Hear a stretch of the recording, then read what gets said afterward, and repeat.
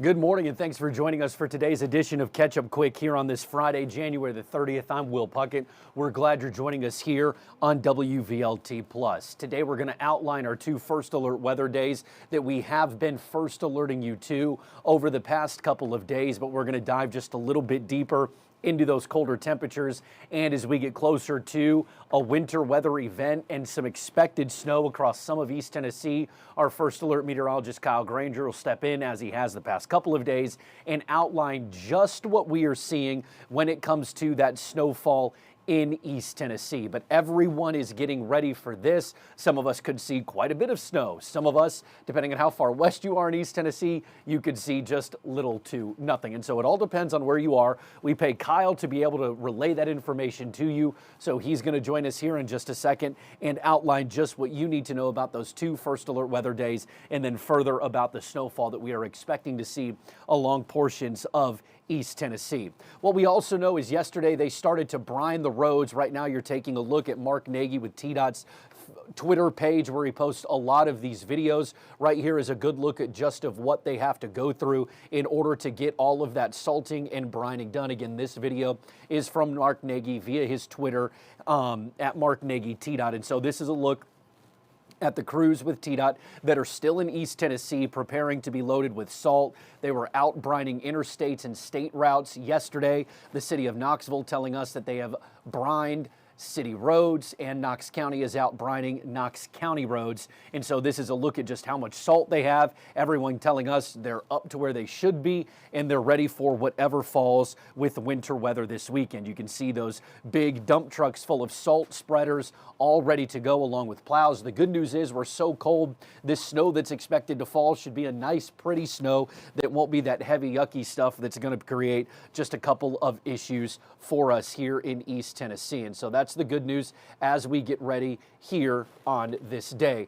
Mark Nagy is also reminding everyone to please stay off of the roads tonight, in Friday night into Saturday across East Tennessee. He says if you do have to get out, make sure that these crews have the ability to work and operate as they need to. Again, this is just a look at some of those trucks lined up. Some nice pictures here from Mark Nagy, again, as their salt bins are ready to go. And then that's what the back of a salt spreader looks like, again, as we get ready for a little bit of winter weather to fall here in East Tennessee. And so as we continue to go along, we're expecting just a little bit, but there is now a plan for all of this as we move along. The city of Knoxville again saying they have gone out onto roads and put down brine. They have the city crews ready to go, and Knox County is also ready. We do know right now that the Knox County Emergency Management Emergency Operations Center will be up and operational here in about the next 2 hours or so at about noon on this Friday.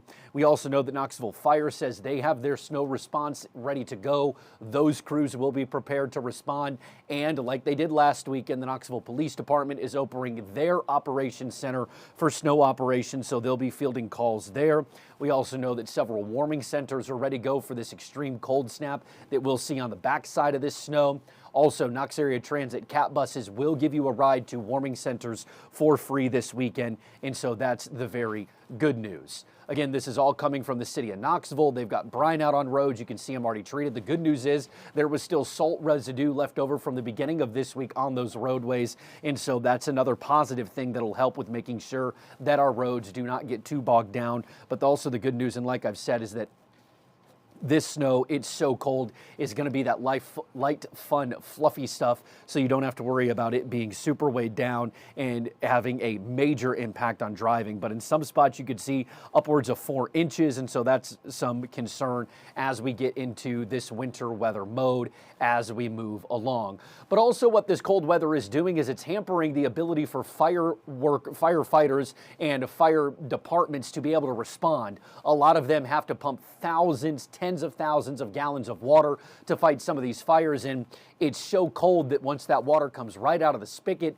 it freezes. And so firefighters have outlined to us just how difficult it has been recently to be able to fight some fires. We were told you yesterday right here on Catch Up Quick that the White Pine Fire Department was one of almost 11 departments who had to respond to a fire in White Pine recently just because they had to tank in water and everything around them had been freezing over once they had started to use that water. And firefighters are telling us it creates almost literally an ice skating rink on these response scenes. And so we talked with firefighters across East Tennessee about the difficulties. Here's what they had to say to our Sade Ray. The rumble of the engine as crews prepare to head out to a call, letting people know fire crews are on the way. But with this cold, they're not just fighting the fire, but also freezing temperatures. We have pumps that freeze a lot of times, or even if it's cold enough out, you can have your hose freeze. And it can get pretty scary. Lieutenant Gabriel Crawley says his crew at the Pittman Center Volunteer Fire Department also struggle with their fire engines on small roads in Sevier County. Trying to get to access some of these houses, they're pretty far off the road and they're covered in snow and ice, and it gets pretty difficult. But he's not the only one facing icy challenges. You know, we have slip strips and falls hazards. It's increased because we're spraying, you know, hundreds of gallons of water within 5 minutes, and it just creates an ice rink. Chief Derek Lehman with the White Pine Volunteer Fire Department says it's a problem every fire department faces in extreme cold weather. He shared photos of equipment freezing during a fire early Thursday morning, but Lehman says working together helps lower the risk of getting hurt. Typically about probably 5 to 6 fire departments this time of year that will respond to one house fire just because of the manpower, the water, and things like that. So we always try to call for extra help even before we get to the call because we don't know what we're going to encounter. Yeah, so just something that they're continuing to watch when they respond to those fire scenes, and there's little that they can do because they have to use water to be able to put some of those fires out. And so it's just something that they're continuing to watch as this winter weather continues to persist and those very, very cold temperatures just continue to wear on East Tennessee.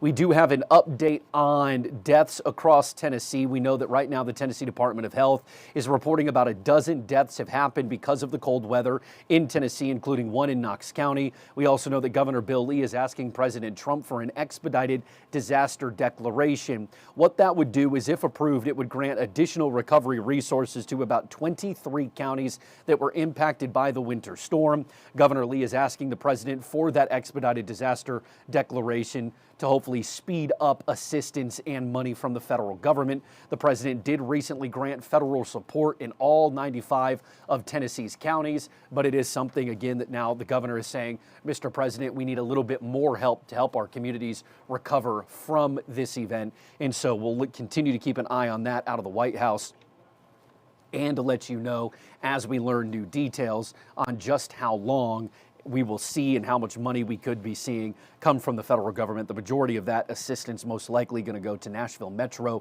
and Memphis areas, the central part of the state and western part of the state. Saw much bigger impacts from this winter weather event than we did here in East Tennessee. All right, I talked about him. Let's go ahead and bring in First Alert meteorologist Kyle Granger as we continue to work on what we are seeing here in East Tennessee. Let's get the cool little weather ditty going, and then let's go let's go ahead and get to Kyle. Everybody wanting to know right now, Kyle, look, we can tell everyone the First Alert weather days are for the freezing cold temperatures. We've had those over the past couple of days, but now people are saying, Kyle, how much snow am I getting? Yeah, we've really changed that. It's no longer just about the cold. It's also about this accumulating snow that we're going to have, with new indications this morning, even since I've been here, with the numbers still trending upward. Not what some of you want to see. Some of you, of course, who love the snow are going to want to see this. I've got the Futurecast up, so watch this. And the best way to describe this, if you are in West Knoxville, your fingers are crossed. But if you're in Crossville, Wartburg, La Follette, you had your week last weekend. Now the other half of our coverage area gets in on this. So tomorrow morning we wake up, I think some of the areas already shaded in the blues will have some accumulating snow on the ground. That includes areas like Gatlinburg, which could be closer to the 5-inch range by this point. So watch through the day. We keep that same area, same under the gun here pretty much all afternoon and into the evening as well for parts of the overnight hours. Sometimes this doesn't show up on the Futurecast very well, but we'll keep those mountain snows.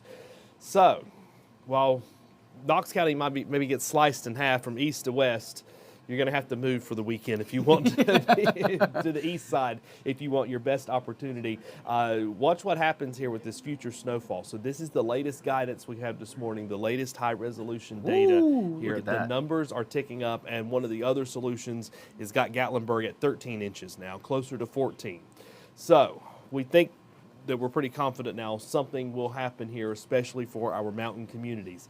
Now, areas like Gatlinburg, they're used to this. They plan for it. They have the equipment in place. But in some of the more remote areas, like out in Cobb County, they don't have as much in the equipment range of the salt plows and the assault availability as well. So 9 inches in Hartford could be very troublesome for them. Yeah, quite a bit. Much more so than over into Gatlinburg. But you get down into the heart of Sevier County, you're talking about Pigeon Forge, where a lot of people live out in Jones Cove, the Red Bank area, back towards Seymour. Now we're talking about impacts of a lot of a population into the center part of the county there. Back out to Kodak, look at Dandridge. I mean, that's not too shabby. Rutledge either, out in Tomato country. And then Knoxville, that is the airport's reading of where we have the dotted. So really Alcoa almost. It really is almost Alcoa. But even here in the city, we could have some significant snowfall by the afternoon and by the time we get into our Sunday. And it's still not going to go anywhere. So whatever you get on the ground is going to be there because of the cold air.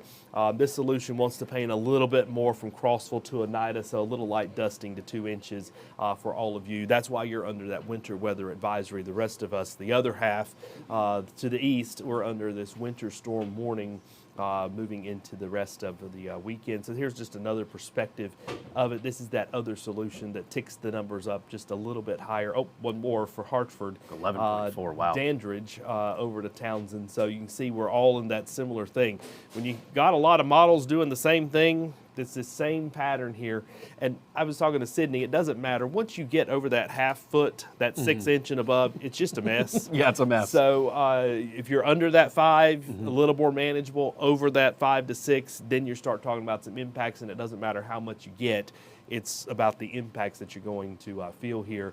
I think one of the bigger impacts that really concerns me, if you don't have adequate heat, make sure that you are finding a way to get that adequate heat. Of course, there will be some travel impacts as we see here, that big bullseye over the Carolinas, and that extends back over into East Tennessee. But we're going to be feeling like the negative digits for both Saturday and Sunday.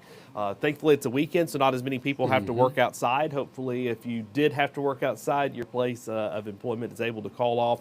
For those of you who are able to maybe wanting to visit Gatlinburg, I've had a lot of messages about that. If you get into town, you might hibernate on Saturday and get out and about on Sunday, but you still need the big winter coat. Yeah, still need to bundle up. Because I mean, layer after layer after layer. So we think about the homeless, we think about the pets. I've gotten up several times at night over the past couple of nights, and we're not even near as cold as we're going to be over the weekend, just to flush the toilet and get the faucets running, making sure I don't have a big problem when I wake up that I can't get the shower. So all of that has to be thought about, and if you're on one of those mountain peaks, you know all of this, but you need enough food to last you and your family for 3 days, and that is 3 gallons of water per person per day. So we need quite a bit of water and some food. And you know, those folks, I think sometimes we should maybe put together a little segment where we talk about some of the supplies you might think about putting into your kit. Growing up in hurricane country, we had that. We had the tote that had the extra clothes, we had the extra food, all of the things that we would need to get through those 3 days should a hurricane come. So it's the same thing where we are, and even if use the snowstorm as an example there, you can pull that out and use those supplies, but you could have it at a moment's notice. We never know when some kind of impending disaster happens that we cannot plan for. It just happens. You need to evacuate or take shelter in your home. So those emergency kits are very helpful. Again, it's all about the food, the water, an extra set of clothes, and those kinds of things. And for every person in your household, you know. So if you're planning for the kids, you got to go ahead and think about that.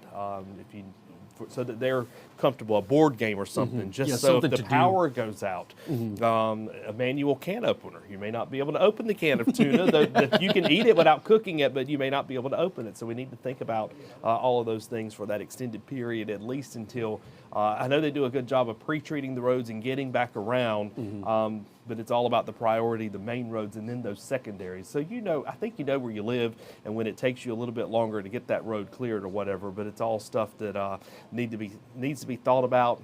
Maybe if you're at work and you're planning a trip by the grocery store or something like that, you think about what's in the pantry, what do I need to go with it to make it work. And important, we're talking in this instance, folks in Knoxville probably do not need to do this, but if you live in Cocke County or up in the highest reaches of Sevier County, maybe parts of Blount County too, that's probably who needs to heed this recommendation. It's right along that little slither there. I'll back the map up for you. It's really right along that little slither of between Townsend, right through Jones Cove, Pigeon Forge, over to Hartford, Cosby, Greasy.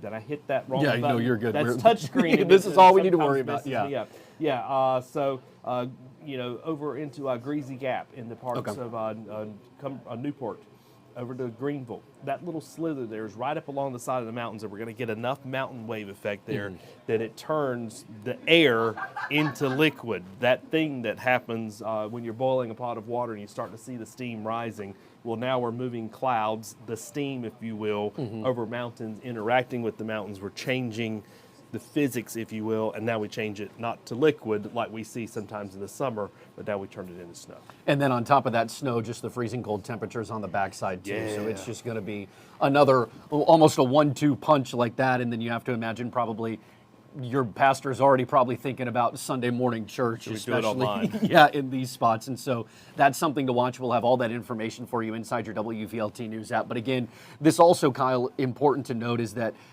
when we were talking about last week's storm, which East Tennessee was almost entirely spared from, for the most part, that system we had seen a while. It developed every single day, a new change here and there. This low pressure system, which is bringing us this, literally didn't develop until overnight today. Yeah, really, we were just looking at some of the satellite data and stuff, and we were like, where is the actual low? Because we needed a fine circulation for some of this to happen. We had seen last week's storm really developing. The models started to pick up on it.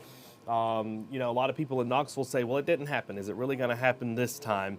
Well, the new data today, we always said wait until we get to Thursday. So we got to Thursday yesterday. We started seeing some of these numbers, and we're like, whoa, yes, it's go time. Yep. We think that we're going to have a very significant impact this time to our eastern half, but at least we don't have the ice.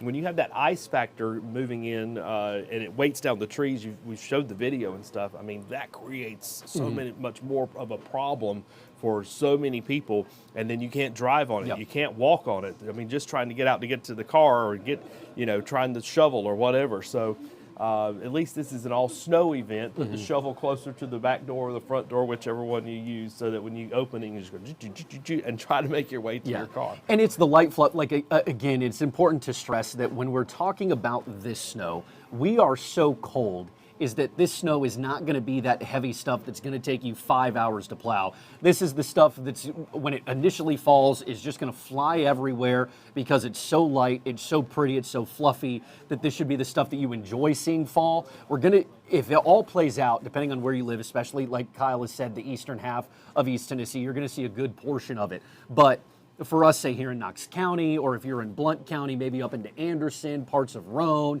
Union, a couple of spots there, you might see enough to where this is nice.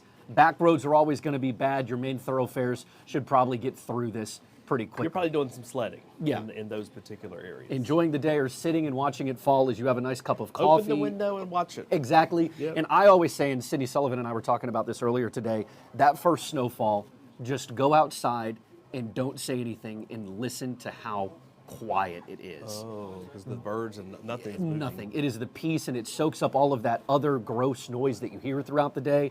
That's my Well, we're not favorite moving part. around either, because most of us are, unless you're news people or you're an Staying emergency inside. worker, you're at home. Anyway. Inside. All right.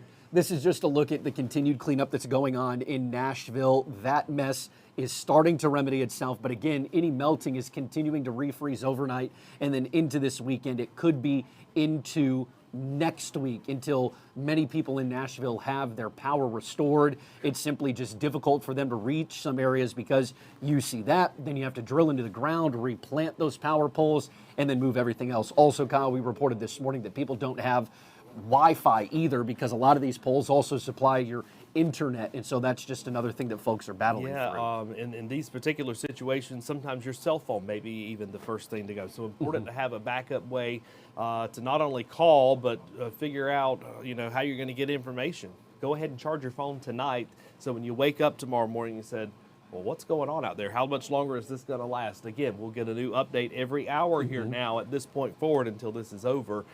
So just go ahead and have the iPad, have your phone charged, all of that ready to roll so that you know what's going on. And it may be a way just to entertain yourself, if nothing else. This, one of those games. Yeah, this Nashville situation, you probably have people like Premier Generators who are getting call after call saying, you know what, I think I might want like a Generac installed in my home and a generator just to be able to keep your electricity on if something like Nashville were to happen here in East Tennessee. All right, Kyle, I'll go ahead and release Bye-bye. you. You have a great day. Continue to look at those the high-resolution data that we're getting in, and Kyle will have an up-to-date forecast, the most up-to-date forecast for you coming up at noon on WVLT with Harry Sullivan. He is in. He's all bundled up, ready for this nice snowfall.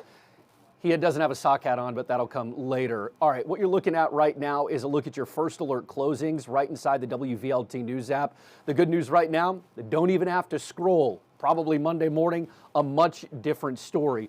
Also inside this webpage right now, I want to direct your attention over here to the right. This is where you can let us know, if you're not already in our system, that you would like your organization, your school, your business, anything that you can imagine that you have to get word out to people that you are closed.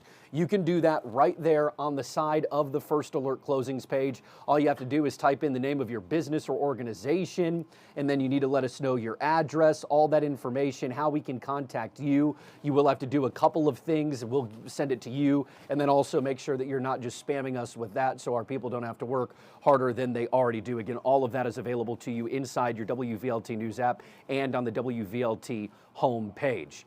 Again, it's right here. You can scan that QR code. You can download it in the Apple App Store or the Google Play Store. It'll take you to everything you need to know as winter weather settles in this weekend. But again, like I say all the time, this app is great when we have active winter weather or summer weather, storms, hot weather. It's also nice when it's sunny and 75 and you want to take your kids to the pool or take them to the playground or do something. This app, perfect for that too. Download it in the Apple App Store or Google Play Store and get you covered. We're going to wrap it up here. Again, you can get your latest on the forecast at WVLT News at noon with Kyle and Harry. For now, we leave you in searching for the red pandas at Zoo Knoxville. They're set to probably see a little bit of snow this weekend and hopefully enjoy every last second of it. Again, we'll continue streaming all day right here on WVLT+. WVLT News at noon starts here in about an hour and a half. And then your newscast start at 3:30 on WVLT, but streaming 24/7 right here on WVLT+.